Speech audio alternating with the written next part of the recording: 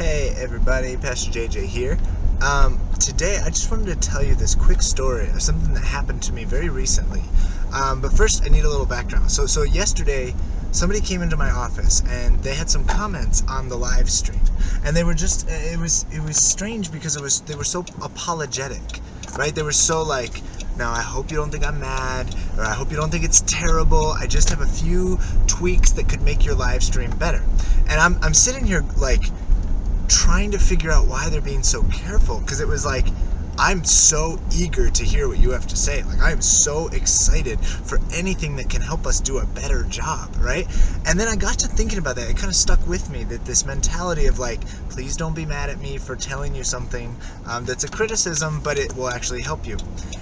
And I got to thinking, and I was realizing that we really, in the last couple of years, we have started to we've lost the art of constructive criticism, right? Like we have lost the ability to criticize and help one another in a constructive way in our culture, in our society. And I think a piece of that is like when the pandemic came, right? And we shut down in like March and April of 2020, there was nothing else going on but the election.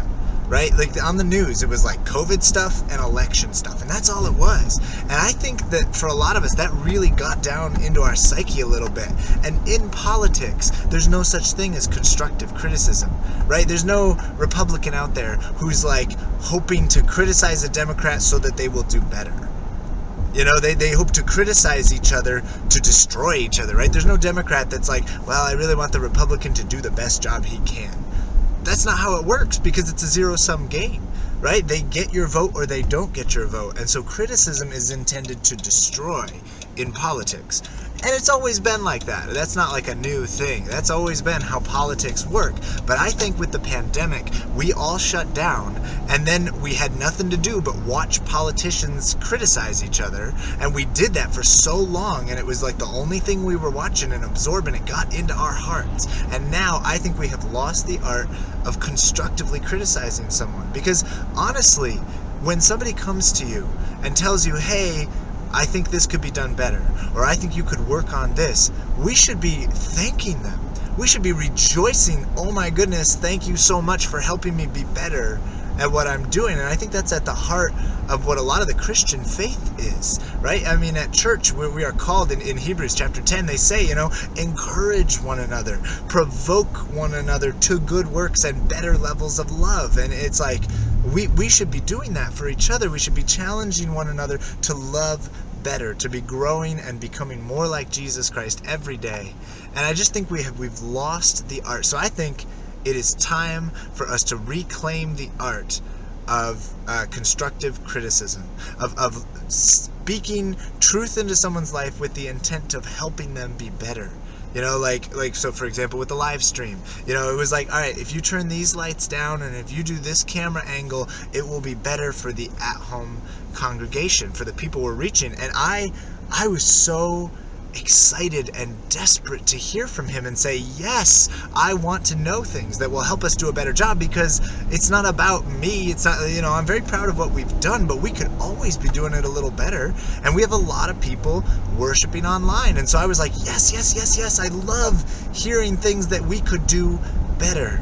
You know, constructive criticism is so valuable. And so I was so eager and thankful for that person who came into my office and said, I've got some ideas, this will help.